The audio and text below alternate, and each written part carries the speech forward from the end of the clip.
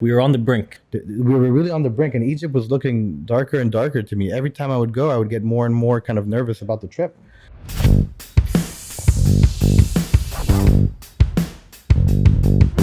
Good to see you. Hi, Chris. You honored us and blessed us with your presence in the UAE. Thank you for coming to see us. Thank you.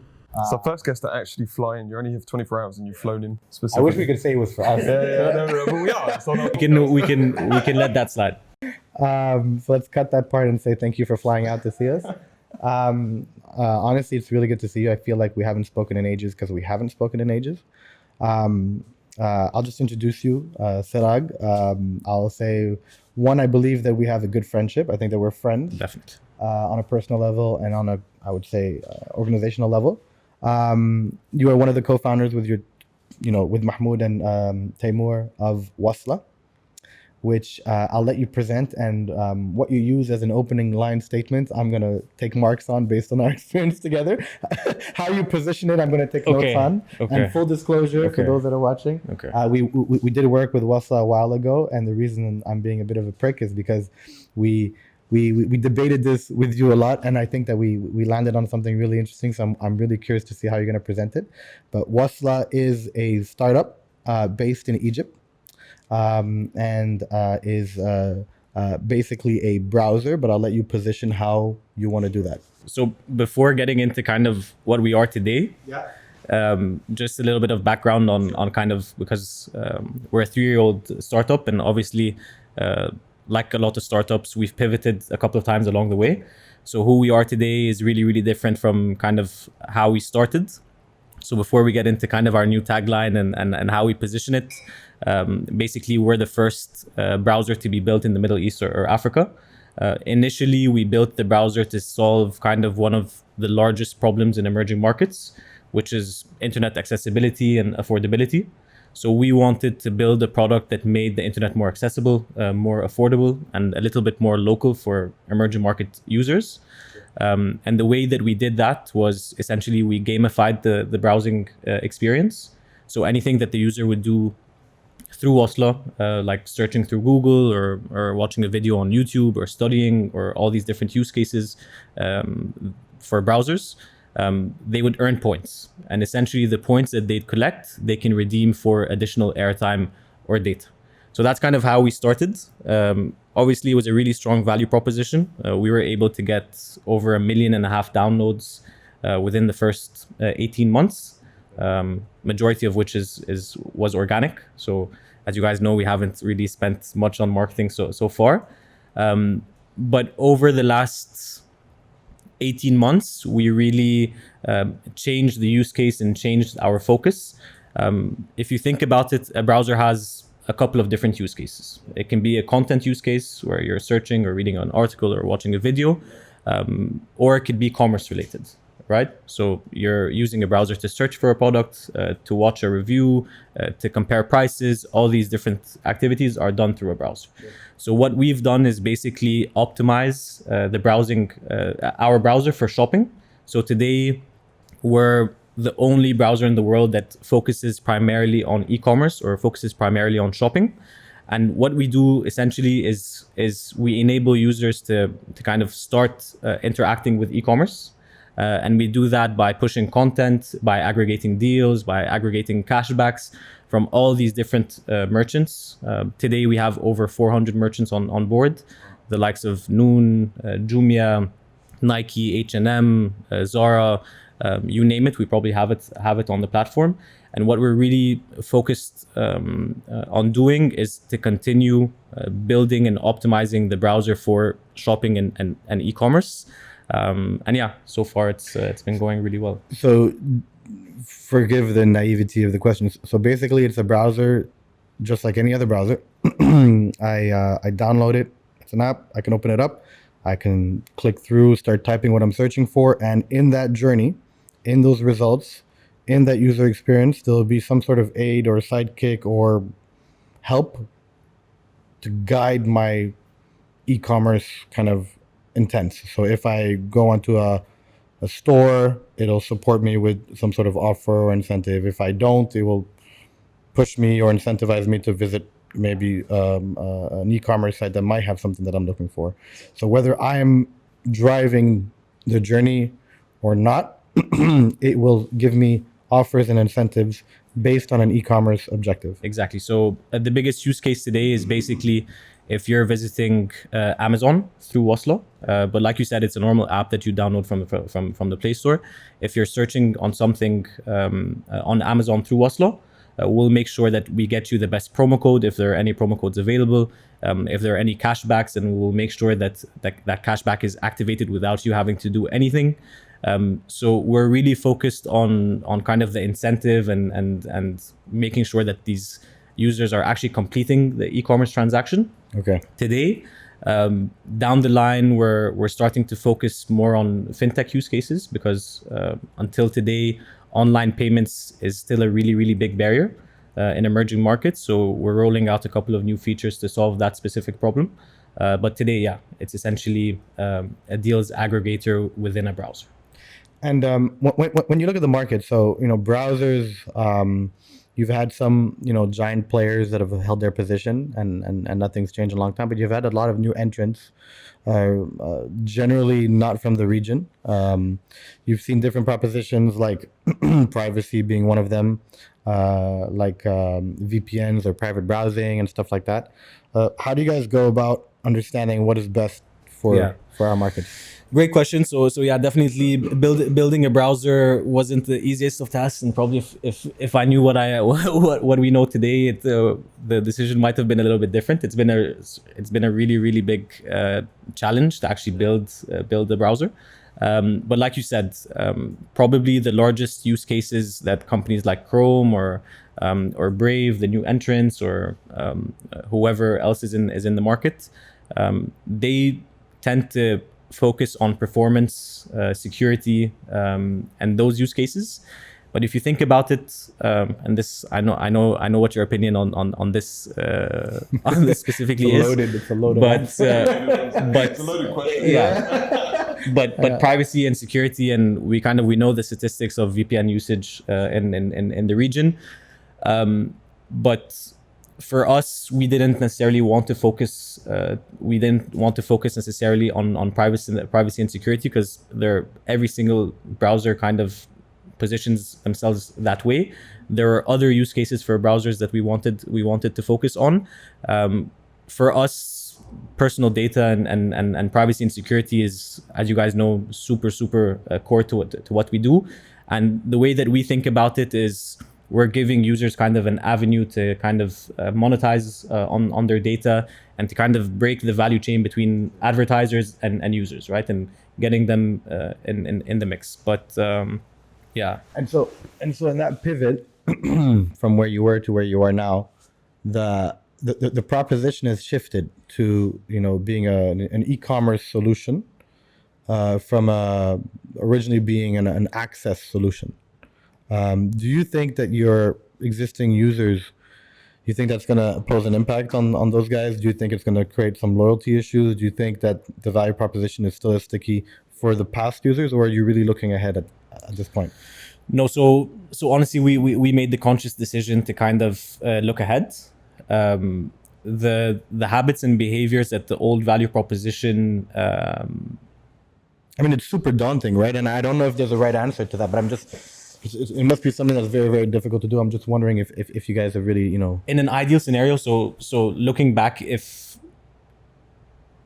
for me, the right thing to do would have probably continued with the old value proposition for a couple of years, grown the user base to like 10-20 million users, and then slowly do the transition, right? And then slowly go into the transition, right? But as you know, kind of we were pressured from external factors, and at the same time there was COVID, so we saw user habits going to e-commerce. So, and we knew eventually that we wanted to shift into more of a transactional platform, right? So that accelerated our plans a little bit, but ideally we would have continued to grow the user base and then introduce new features in that form. I think it's a good thing, right? If you're as a business, I mean, you need to be quite agile anyway. So given kind of the shift in behavior, as a browser, as a platform, you almost needed to be able to move. Because, I mean, competition in the browser space is obviously pretty enormous, right? I mean, in terms of your Google, Brave, mean, there's tons of those, Safari, Opera. Whereas actually like pivoting across and making sure that you can kind of shift. And you said about privacy and stuff, like as you move more towards bringing in that financial aspect, like how important do you think kind of the market in general, in Egypt in particular, are they really going to be focused around that privacy data piece when it comes to finance, or is it still going to be more of an incentive driven piece? Good question. I think obviously if you're starting to go into kind of, if you're handling people's money, then they need to trust you. And for them to trust you, they need to know that kind of part of your values of as a company or as a product, that you are secure, that kind of this is a primary value of yours. But as we know, especially in a market like Egypt, privacy probably comes secondary to a lot of other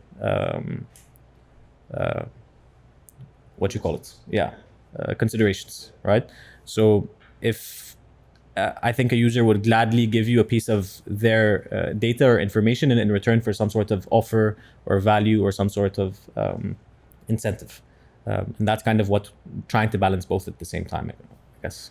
Yeah, and I think users are ready to sacrifice some things to get the benefits of others. I think it's a market that's nascent, right? So I think the idea of privacy being a huge consideration is probably a bit immature. I think it comes with experience, with time, with habits, etc. I think more mature markets like the West, etc., or even markets like here in the UAE, who have been transacting online for a long time, who have had run-ins with privacy issues, have had their data stolen a few times, have seen how it can inconvenience them. Yeah. I think these people in those markets are a bit more kind of, hesitant and bang on the table for better kind of, privacy benefits. But I think more emerging markets tend to be a bit more lenient on that. Yeah. And it's like an access thing, right, as well. When you think about it if it's a free product and you're getting an incentive that you are the product, right? So it's that acknowledgement and understanding, and that there are trade-offs. I mean, we say that, but I don't think people think that way. Yeah. But I think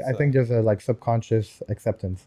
Yeah, exactly. Yeah. They know that Facebook and Google is tracking everything that you do. And coming back to Wasla for a second, so we actually collect a lot less data than your Googles or your Facebooks. So there's a well-known kind of industry standard security test that if you upload our APK, so the Wasla app, and compare it to Google or Opera or Safari, you'll find kind of the data that we collect in the security protocols that we have. And because kind of we built our own browser framework on the Android operating system itself, so a lot of the data actually doesn't flow to us. Kind of it gets intercepted on the operating system on the OS itself. We don't necessarily, even though we do collect a lot less data, it's not something that we communicate because it's a very fine line, right? And if you start positioning yourself in that way, the risk becomes much larger, right? If something does fuck up.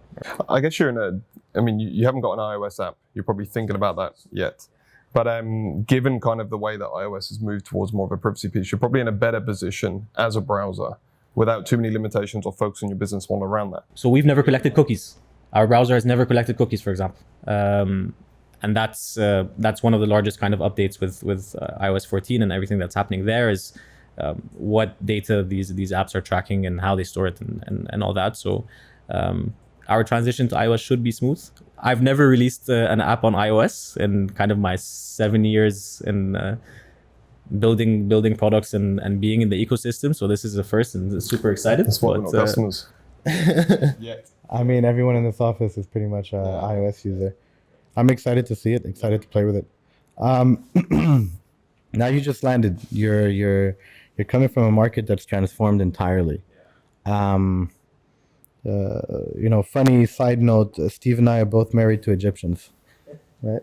So we understand the culture. so we have a fond affection to Egypt. Only love.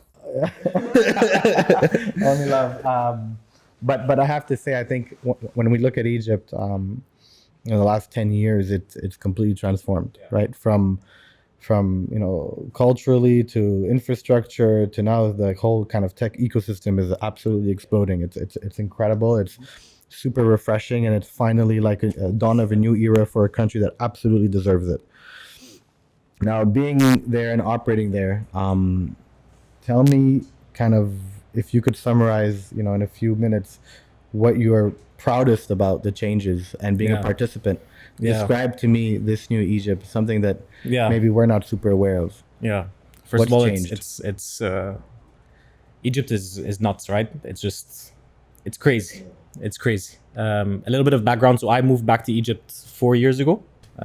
So before that, I was working here in Dubai, spent some time in Istanbul, but I consciously made the decision to move back to Egypt, to kind of start Wasla and that journey. So 4 years ago, the perception of Egypt was very, very different than what it is today, right? So even when my family is based here in Dubai, for example, telling my family that I'm moving back to Egypt was a really big no-no, right? You're stupid and you have all these opportunities in Dubai and people are fighting over each other to come to Dubai and you just want to drop everything and move back. So the perception of Egypt back then was it's a shithole, it's going nowhere, and it's really difficult to do business. And actually, it's so funny you say that you had companies relocating out of Egypt. Exactly. You know what I mean? Swivel, for example, moved here. Yeah. Its HQ is here. So the narrative is absolutely true what you're saying. It was, but in my eyes, even though Egypt does have its challenges, but the opportunities are endless, right? And someone with the background that I had, I felt that I had certain skills that would position me in the market in a really, really good way, right? So today, as we can see, the startup ecosystem, the technology ecosystem is on fire. So we have all these companies, Highland, Drilla, Swivel, Cliver, Telda, all these guys that are raising massive rounds from foreign investors. So you have Sequoia in the market for the first time. You have all these VCs that are coming up, larger ticket sizes. And the caliber of entrepreneurs over the past 4 years, in my eyes, has changed a lot, right? So you have a lot of people that spent a lot of time in the West or here in Dubai, moving back to Egypt to pursue a startup. On the technical side as well, right? So the biggest challenge for us today is talent, right? Especially technical talent. 4 years ago, the calibers of engineers that you got, we have really, really strong technical talent, right? But they don't necessarily have the product exposure, right? They can be technically really, really strong, the experience, but they've never built a product, right? Yeah. They've never built a consumer-facing product that's reached millions of people. Today, that's really, really different, right? You have people that have built Swivel and Kareem and Talabat and all that engineering talent starting to join startups and actually add value, right? They're not just developers, I guess. So yeah, I'm really optimistic about Egypt over the next 5 years. Technology aside, you can see the difference in the country as well, whether it's infrastructure, tourism, or kind of just the attitude around or the perception of the country. In my eyes, is really, really positive across the board, not only in the tech scene. And hopefully it'll stay this way. I think there's on Egypt. There's the thing that I notice the most when I go there frequently. You've got this boon of youth, right, coming through. So, and there's this huge population of young coming through. 60% of the population is under the age of 30. That's nuts, isn't it? So you see that they've grown up only in a world of tech. They've now built and got experience within this kind of tech infrastructure world. So it is of no surprise, really, when you think about it, the foreign investment that comes in and also the energy shift within the country. Because you've got a generation of people that see not hardship, but more opportunity. Yeah. It's there for the taking. Yeah. But it's incredible because it feels like a societal transformation, right? It feels like, at least from the outside looking in, I mean, I hate to paint this picture, but 4 or 5 years ago, the news coming out of Egypt was church explosions and terrorist activities. And remember, like, if you remember that we were on the brink. We were really on the brink, and Egypt was looking darker and darker to me. Every time I would go, I would get more and more kind of nervous about the trip. And somehow there was a societal shift you felt it, man. Like culturally, the way people were talking about it, the ambition, the focus on moving forward.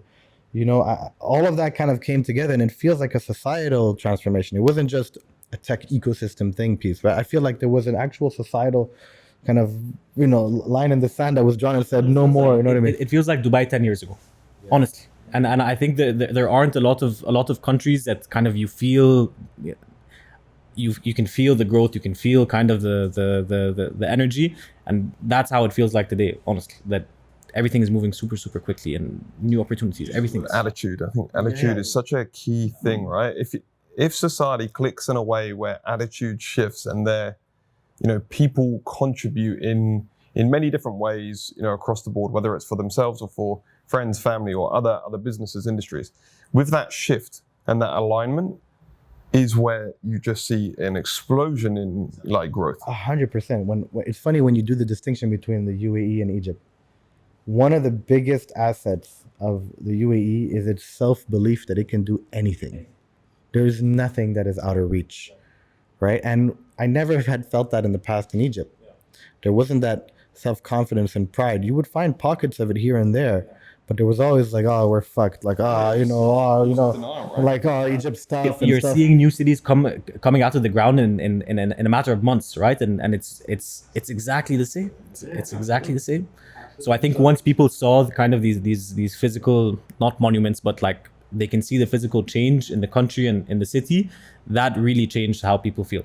On top of it, the youth kind of took over. They're like, khalas, like moving forward. And that's an important thing, right? Like when a youth like the reins were handed and expectations are much higher now as well. Yeah, because they see opportunity, and it's a very different thing. Like going on that attitude piece, if you can either say, oh, this is not for me, or I don't have access, or I can't do this, that attitude, which is super defeatist, or you go, hold on, I can take a piece of this, there's an opportunity here, what do I need to do? And then you get the skills and you get the understanding, the experience and the network, and then you see it happening. Yeah. And it's just a self-fulfilling prophecy, because you've got a 4-year shift. And again, you said 5 years, go forward 5 years. The acceleration will just compound, right? And that opportunity there will then just bring in the next wave of innovators. I keep smirking because I think we're like a broken record at DUCKLIFE. We truly believe that there's a process to things that never changes. If you don't have a vision of where you want to go and what you can accomplish, or if you can't even see it, if you don't have the vision, then you'll never be able to know where you're going, right? And if you start with your vision and you figure out, okay, what's my mission going to be? How am I going to do it? You do all that stuff. If you don't have the core essence of a brand, be it societal, cultural, then nothing can ever be accomplished. Everyone runs in different directions. That's actually really, really true. There is a vision. When you think about how the UAE or even the most developed nations kind of run their economies and run their countries, they articulate very clear visions. The 2021 vision, the 2030 vision, whatever it is, right? You need to give people something to aim at and show them something that they can accomplish. And I think Egypt is really fulfilling that prophecy, right? It's like I really can't think of any country that has kind of the growth potential that Egypt has over the next 5 years. It's probably a handful of other countries, but compared to anyone in the region, it's number one by a mile. Question on it: if you were to say, we've said a lot of positive stuff, what could trip it up? I know a lot can trip it up. No, it's a very volatile country, right? So I think if politics aside, focusing on kind of the tech scene, there's a lot of money that's been pumped into the tech scene in Egypt over the past 12, 18 months. And I have faith in kind of all the startups that have come up, but for any reason, if anything does happen if one of them drops the ball or if an external factor kind of affects them. Yeah, if the failure rate is higher than other emerging markets, then it could give money cold feet, right? Yeah. I think that's the biggest risk in general as a country. Obviously, I think we're very, very stable considering everyone else in the region. But yeah, it's funny because there's a couple things. I think you have some sort of competitiveness now in the region, right? Before it was very focused. It was very, Dubai, I would say. And then now you have Pakistan that came online. These guys are, they're basically like Egypt if I look at it, but I feel like they're a different population on a different side, but they're very similar. You can draw so many similarities. Their ecosystem is on fire. The capital allocation and access is insane. So you're seeing the same kind of thing there. But the disruption, I think, that could happen is either between those markets and other emerging markets, or a shift in policies in the more developed markets. And so, for example, if I see the UAE right now, still a very strong ecosystem, still, very linear growth, very stable. During COVID, managed COVID better than any other, I would say, country around us. Capital is still mainly being allocated. And talent is still here. Talent is still here, etc. But there are some things that are not as competitive as Egypt, which is economics. Starting a company here, running a company here, paying for talent here. It's 5-10x, right? And it's becoming more and more unsustainable as, let's say, Emirati companies now compete with Egyptian companies or Pakistani companies. So the policies here will have to change, right? And I think if policies are changed here in an effort to feed the kind of entrepreneurial startup space, then it will have an impact. But I think that the thing with Dubai is that you have everyone from the international stage competing in a single market, right? So you have the best of the best from everywhere in the world competing. Talent pool is better. The everything is a bit a step up. I think what's different to Egypt is that it's only local. It's probably only local talent or local companies that can actually do something. Whereas in here, you can have the best company in the States come and start something the here. barrier to entry is much less here. Exactly. Yeah. But I think the risk is more on UAE side.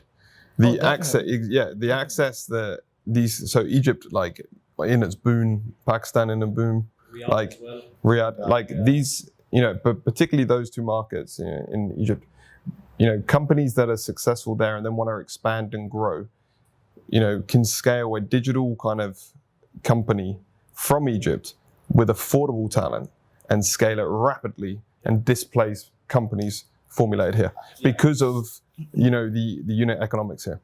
And that's that's a good disruption to have because that keeps competition high and keeps people building and there is one piece that I feel like we never really talked about in the UAE, and for a long time the UAE had stability and we had better talent and we had maybe access to more money, but for a long time the ecosystem didn't take off at the rate that it should have for a long time, right?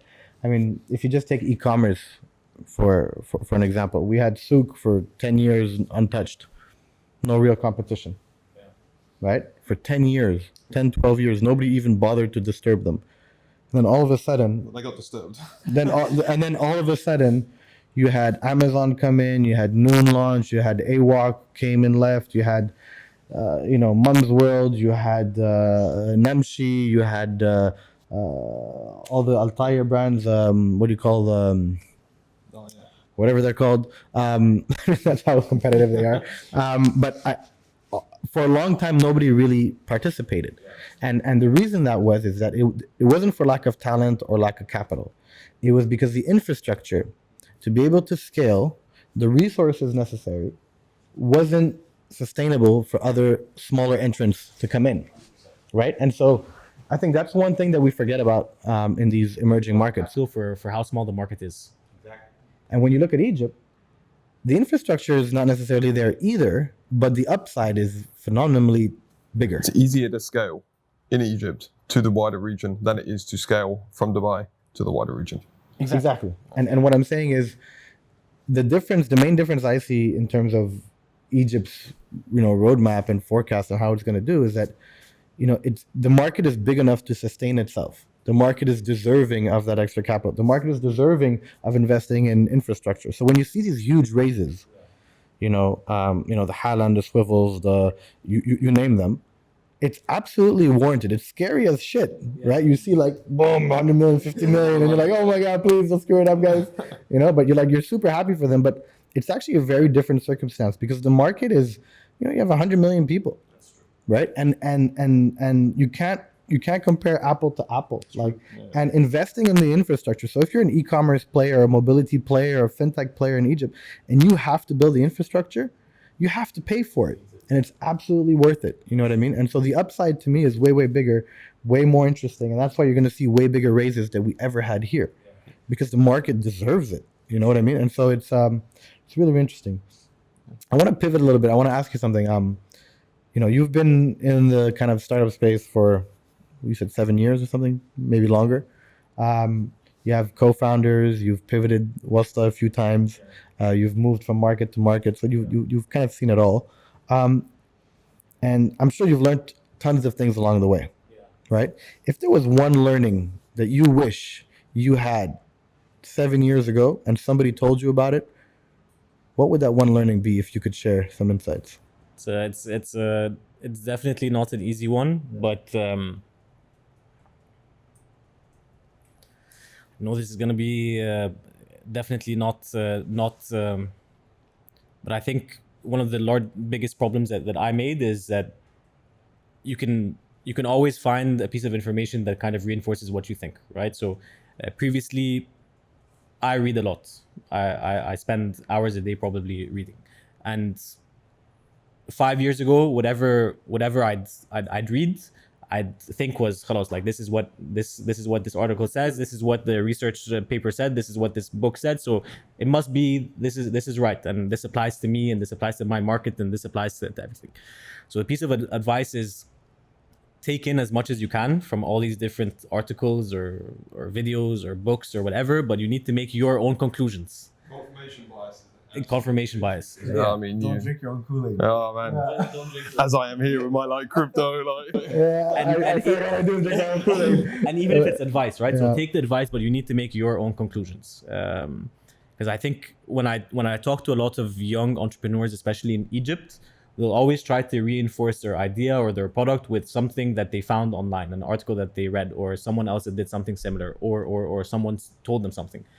Honestly, fuck all of that, right? So you need to absorb everything and make your own conclusions. I mean, we spoke about this before we came online, but the algorithms, this like positive reinforcement of the information that you like, that you want to be served, you just continuously just see the same of just reinforcing that. He's building a browser. Yeah, I know. So but you have to like if you can find a way to like challenge that, even if you're building a browser, the algorithm needs to show you both sides.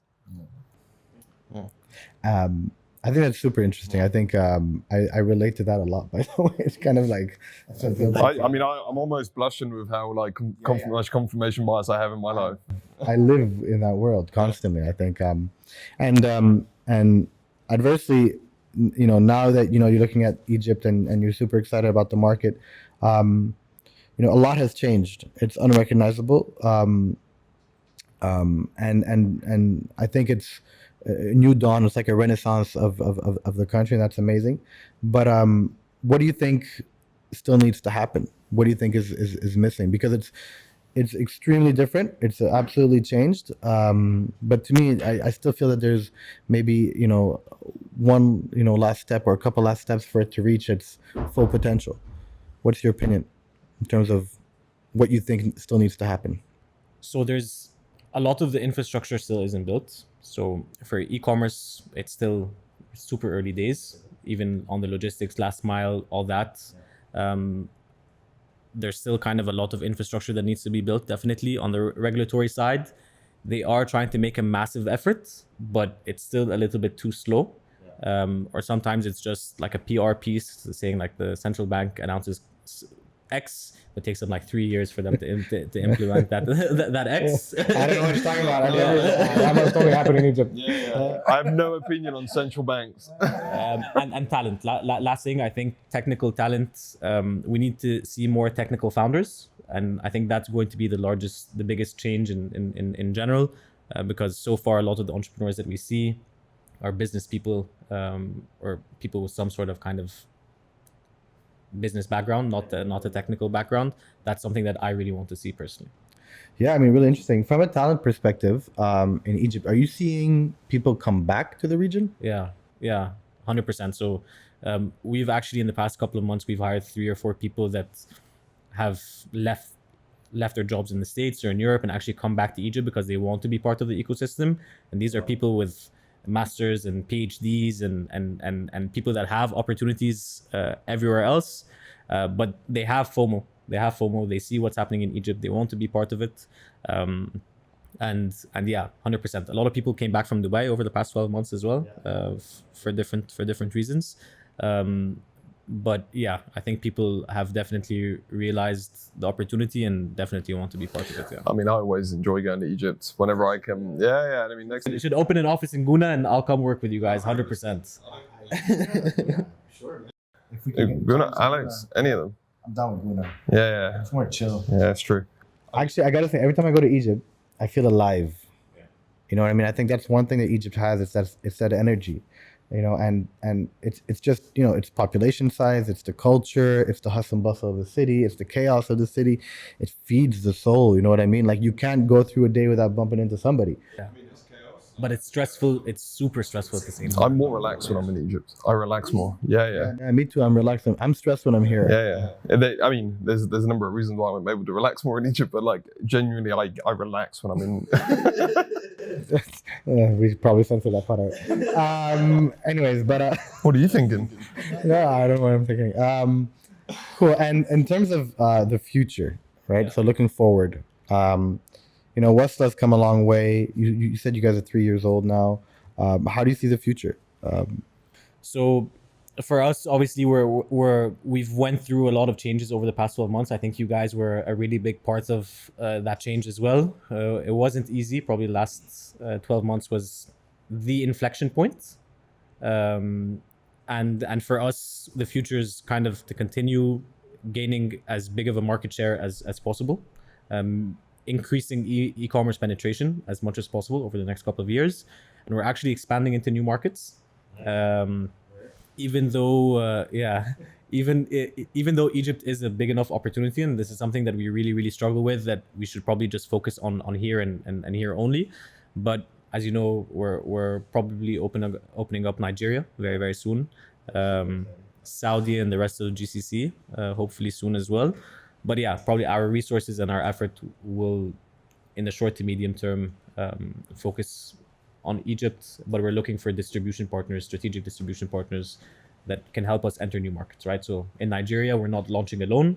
We found a local partner and we're launching through them essentially. I think Nigeria is a really interesting one, given the, it's a market that I don't really understand much about, but when you look at the demographic, again, the kind of like boon in tech and development, the adoption curve that you're seeing on certain different types of things. I mean, I know it very well from a Bitcoin point of view, but certainly within that fintech space and the way the population are kind of shifting.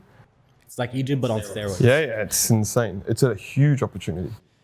Yeah, and a lot of the region is actually focused there as well. Like a lot of the companies now in the UAE are really looking at Kenya, Nigeria, etc., and are actually establishing presences. You know, a lot of presence over there. If you think working in Egypt is difficult, Nigeria is the whole other beast. Really? It's yeah. Really interesting. But local partners on the ground, I guess that's exactly what you do it, right? Or they complicate it. So there are pros and cons to everything. But yeah. Cool. Thanks for joining us. Thank you for coming to the UAE. I think the next time we go to Egypt, I would love to go to Egypt and go see your office. And I think I haven't been there in like a couple of years. It's absolutely due. We need to shoot we can come over to Egypt. We can shoot an ad. Don't you have a campaign or something you need to do? Like, all right. Cool, man. All right. Thank you guys. Thank you very much. Thank you.